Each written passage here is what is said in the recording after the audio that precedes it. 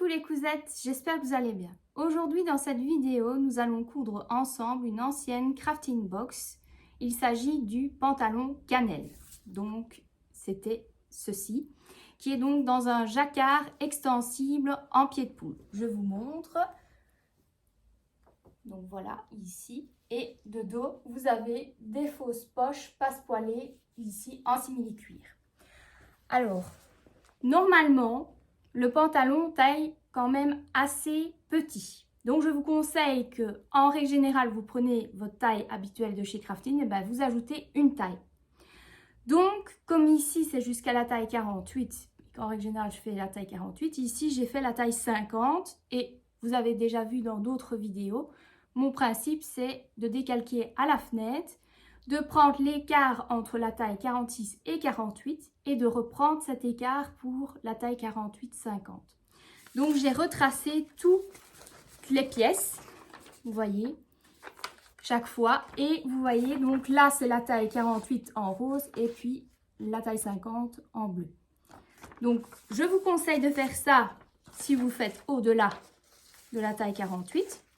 Sinon, si vous faites par exemple la taille 42, bah, vous prendrez la taille 44. C'est beaucoup mieux, sinon vous serez moulé ou vous serez surprise et devoir rajouter sur le côté du biais par exemple en simili-cuir. Donc, j'ai fait ça donc pour toutes les pièces, vous voyez. Et alors, j'ai rallongé puisque en règle générale, c'est un taille petit. Et comme moi, je fais 1m72, donc j'ai rajouté 2 cm. Donc, à vous de voir si vous êtes grande ou pas. Et pour la ceinture, j'ai également donc rajouté ici 1,5 cm. Alors, pour ce qui est de la fausse poche, vous redécoupez ici votre bande de propreté. Mais par contre, pour le passepoil, vous le découpez alors dans le simili-cuir si vous voulez faire comme moi. Alors, avant de commencer à coudre, n'oubliez pas, si vous aimez mes vidéos, soutenez-moi et abonnez-vous à ma chaîne Creating Mode. C'est très important pour moi pour continuer à vous donner plein de projets, couture et même crochet ou tricot. Voilà. Allez, maintenant, c'est parti. Vous allez découper toutes vos pièces dans le tissu et replacer les repères sur chacune de vos pièces. Vous allez placer le haut et le bas devant côté endroit contre endroit. Et vous allez assembler à 7 mm du bord. Pour les paramètres de la machine, vous mettez une tension de 3 et vous allez coudre, comme c'est un tissu avec de l'élasticité, au triple point élastique. Donc moi ici, je mets sur l'option S1 puisque c'est ce point-ci en bleu qui est le triple point élastique. Et donc je vais mettre comme aiguille, une aiguille ici spéciale, donc jersey. Soit 70, soit 80. Donc, vous allez coudre ici à 7 mm du bord au triple point élastique.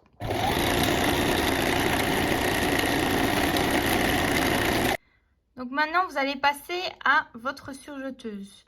Donc, petit rappel pour les paramètres, je mets donc les 4 fils sur 4. Donc, ici, vous avez la longueur sur 2,5 et le différentiel sur N. Et vous avez le couteau sur 2. Et alors ici l'option donc non roulottée. Donc ça c'est comme vous le sentez, mais moi je surjette toujours ici les marges de couture. Vous pouvez également, si vous le souhaitez, ne pas coudre à la machine et directement surjeter. C'est comme vous le sentez. Donc ici vous surjetez ici. Donc après, vous allez coucher ici vos marges de couture vers le bas à l'aide de votre fer à repasser. Et évidemment, vous faites ça pour vos deux côtés, évidemment. Vous allez maintenant assembler vos deux devants, c'est-à-dire ici le milieu et le côté. Donc vous assemblez ici à 7 mm du bord en mettant évidemment les deux endroit contre endroit et puis vous allez surjeter. Vous faites évidemment attention de bien coucher ici votre marge de couture vers le bas et ici de faire correspondre votre repère qui est dans le bas, ici.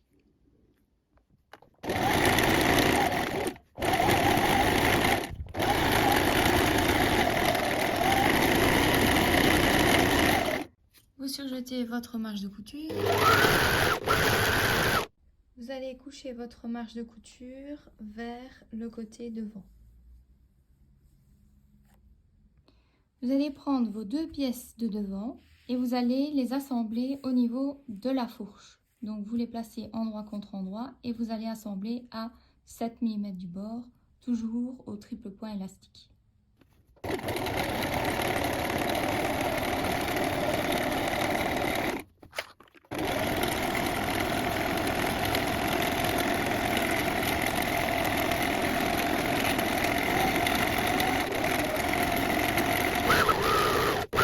Vous allez maintenant vous charger des fausses poches passepoilées au niveau donc des 2 dos. Donc vous allez obtenir au final ceci. Donc en gros ce que vous allez faire, c'est que sur votre patron, vous avez ici le repère de la ligne où vous allez réaliser la poche. Vous allez donc tracer cette ligne. Moi je préfère le tracer au dos, mais ça c'est comme vous voulez. C'est la ligne du milieu. Je rapproche, vous voyez ici, c'est la ligne du milieu. Donc vous allez devoir retracer un schéma donc comme indiqué, que vous devez avoir ici 5 mm de chaque côté de votre ligne de repère. Et vous devez ici tracer un repère à 1 cm par rapport donc à votre rectangle ici. Et 1 cm ici puisque vous aurez vos 2 triangles après à découper. Donc ça, vous tracez ici ceci. Ensuite, vous avez évidemment, pour réaliser votre fausse poche, vous avez la bande G, donc de propreté, que vous avez découpée ici dans votre tissu. Et vous devez évidemment replacer également les repères. Donc ici, tracer à 2 cm une droite, pareil de l'autre côté, et à 5 mm sur la longueur de chaque côté. Puis vous avez la bande E de passepoil. Moi, j'ai décidé de le découper dans du simili-cuir noir. Donc ici, simplement, vous le pliez en deux, envers contre envers. Et vous allez replacer donc un repère à 2 cm exactement comme votre bande de propreté. Pareil de l'autre côté, donc à 2 cm. Et vous allez mettre des petits repères à 5 mm, là où vous allez coudre après. Donc moi je commence d'abord par coudre la bande de propreté vers le haut par rapport donc au repère qui était sur le patron. Donc en gros ce que je fais, c'est que je mets des épingles sur le repère, comme ça c'est plus facile de savoir où se situe donc évidemment le milieu, là où on va couper après. Et après je mets des épingles là où je vais donc réaliser ma couture, donc à 5 mm de ma bande de propreté et à 2 cm chaque fois du bord. Donc vous allez coudre ici jusque là. Je vous montre de plus près. Voilà. Et dans un deuxième temps, vous allez après placer votre passepoil dans le bas. Et vous ferez exactement pareil, vous allez coudre à 2 cm de chaque côté et à 5 mm par rapport au repère du milieu. Donc vous allez coudre à 2 cm ici donc le repère de votre rectangle et puis vous allez donc continuer ici sur votre repère qui est donc à 5 mm du bord. Alors moi je couds au point droit. Pas besoin de faire un point zigzag ou un triple point élastique puisque c'est une fausse poche et que ça passera largement. Donc moi je mets ma longueur sur 3.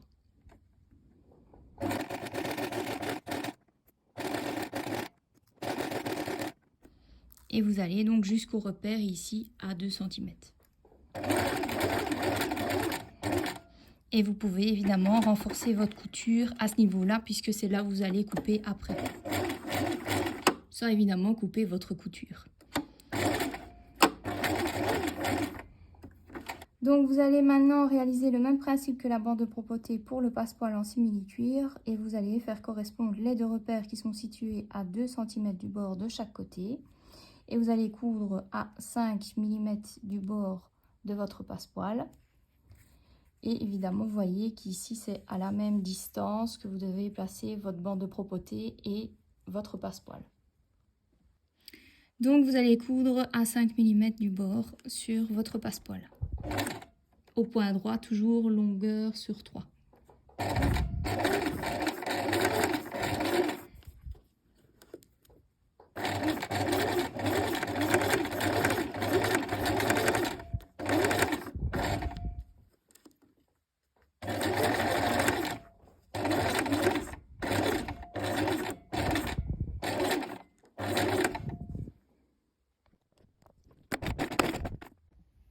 Donc maintenant, vous avez fini de coudre votre bande de propreté et votre passepoil. Vous allez donc ouvrir le milieu. Donc pour ça, vous allez découper là où vous avez votre repère. Évidemment, vous faites attention de ne pas couper, évidemment, là où vous avez vos coutures ainsi que les marges de couture. Donc moi, je les replie. Et vous ne coupez pas jusqu'au bout puisque vous devez avoir votre petit triangle de chaque côté qui est situé à 1 cm par rapport au bord de votre rectangle. Donc ici vous avez votre petit rectangle et vous coupez là où vous avez cousu, donc jusque là, pas votre couture évidemment, donc vous faites attention. Et pareil de l'autre côté.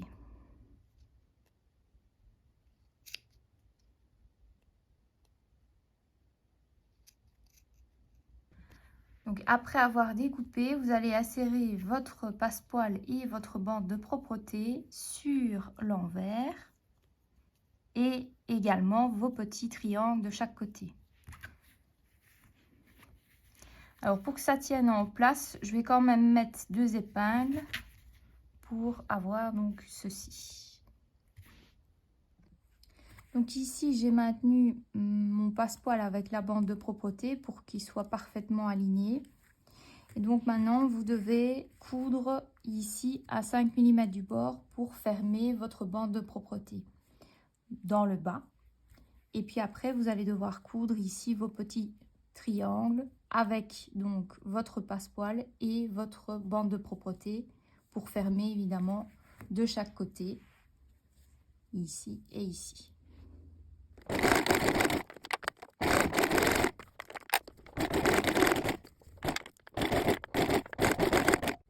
Et puis vous allez coudre les côtés.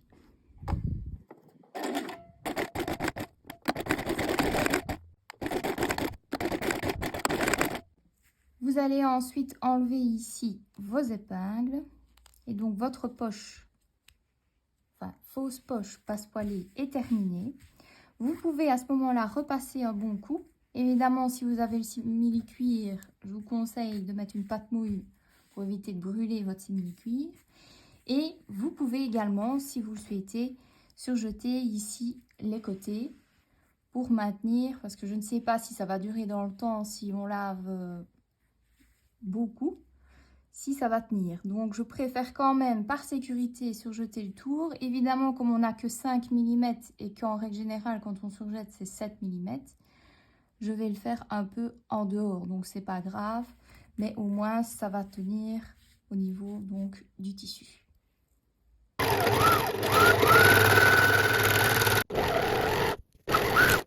Donc comme je vous ai dit, si vous avez du simili-cuir comme moi, vous mettez donc une pâte mouille et puis après vous allez repasser ici donc votre fausse poche. Même principe que pour les deux devants, vous allez assembler la fourche des deux dos. Donc vous allez placer vos deux dos endroit contre endroit et maintenir ici au niveau de la fourche et assembler à 7 mm du bord puis surjeter. Donc vous assemblez à 7 mm du bord, mais attention, vous n'êtes plus au point droit, vous allez coudre au triple point élastique.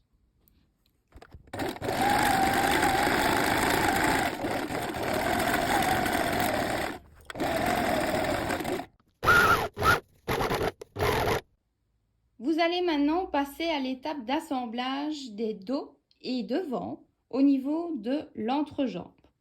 Donc vous allez faire correspondre ici vos deux repères, ici et ici. Et vous allez coucher les marges de couture de votre fourche du même côté. Donc moi j'ai choisi le côté gauche. Donc vous allez assembler à 7 mm du bord et puis surjeter.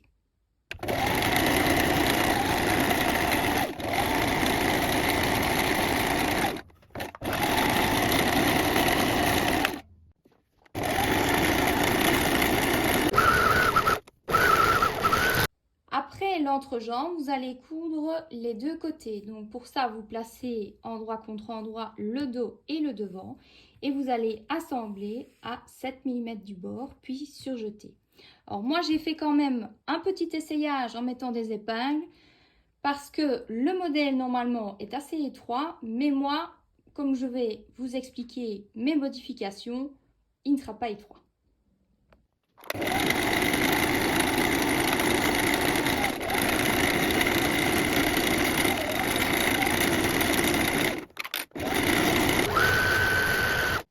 Maintenant, on va passer à la ceinture. Donc, vous avez votre pièce que vous avez découpée au pli du tissu. Vous allez d'abord surjeter les deux extrémités et ensuite, vous allez donc plier en deux votre ceinture.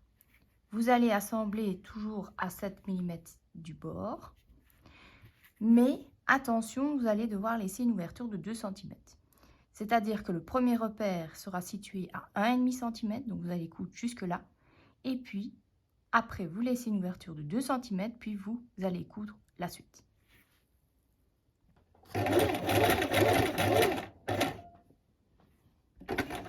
Donc, vous vous arrêtez ici et vous allez continuer à 2 cm plus loin pour continuer à coudre votre ceinture.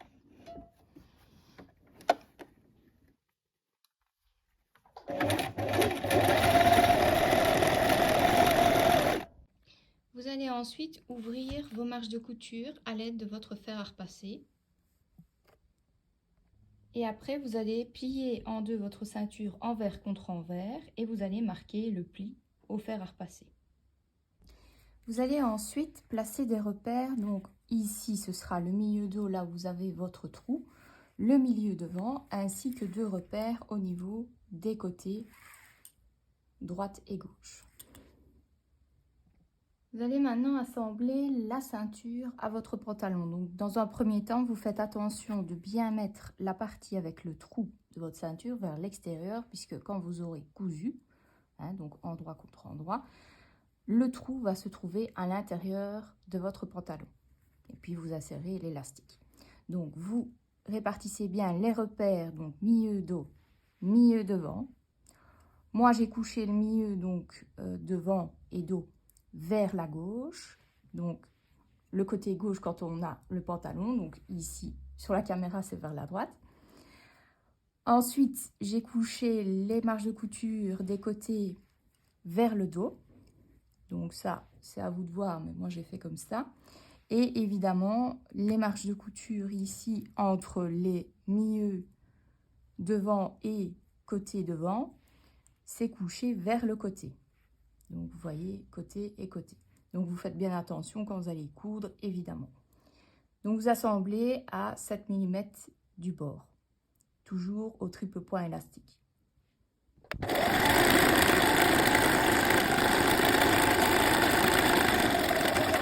Donc, vous continuez à 7 mm du bord et vous faites attention de bien coucher vos marges de couture au bon endroit. Puis vous allez surjeter la couture d'assemblage entre la ceinture et votre pantalon. Maintenant, vous allez insérer votre élastique donc de 3 cm de large. Vous prenez une épingle à nourrice à l'extrémité et vous allez l'insérer par l'ouverture. Et puis après, vous allez essayer votre pantalon pour voir ce qui vous convient le mieux pour votre élastique. Sinon, vous suivez les mesures comme dans le tableau. Alors, vous faites attention à ne pas faire vriller aussi votre élastique quand vous passez dans votre ceinture. Après essayage du pantalon, vous allez donc fermer ici votre élastique et votre ceinture. Donc, ici, vous devez faire chevaucher normalement 2 cm et coudre à 1 cm ici votre élastique. Puis donc refermez votre ceinture avec un petit point à la main. Et alors, en même temps, j'ai l'occasion donc de faire mon ourlet. Donc ici, j'ai surjeté d'abord le bord. Et l'ourlet est de 2,5 cm, mais ça, c'est à vous de voir avec votre essayage pour la longueur, puisque moi, j'avais déjà rallongé de 2 cm vu que je suis plus grande. Au niveau des extrémités ici de l'élastique, moi, je fais toujours un petit point zigzag parce que à la longue, l'élastique s'abîme. Donc ici, moi, j'ai mis pour les paramètres de la machine une tension de 3, une largeur de 2 et une longueur de 2, donc au point zigzag. Vous voyez ici, il y a le point zigzag à ce niveau-ci, donc aux deux extrémités, je fais un point zigzag pour évidemment éviter que l'élastique ne s'effiloche. J'ai également cousu sur l'élastique un petit carré avec une croix sur donc l'élastique pour bien tenir. Alors maintenant, vous allez refermer la ceinture à l'aide d'un point à la main, donc une couture invisible.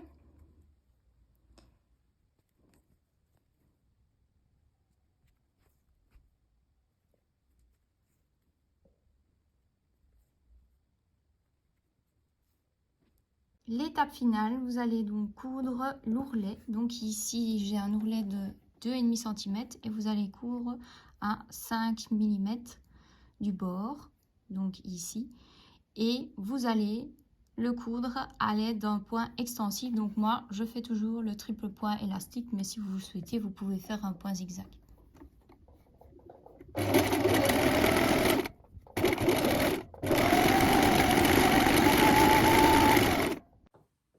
Et voilà, votre pantalon cannelle est terminé. Si cette vidéo vous a plu, n'hésitez pas à mettre un pouce, un commentaire et à vous abonner à ma chaîne YouTube Creative Mode, ainsi qu'à ma page Facebook et Instagram Creative Mode, et à rejoindre mon groupe Les Tutos de Creative Mode, où vous pouvez poster vos photos. Bye bye!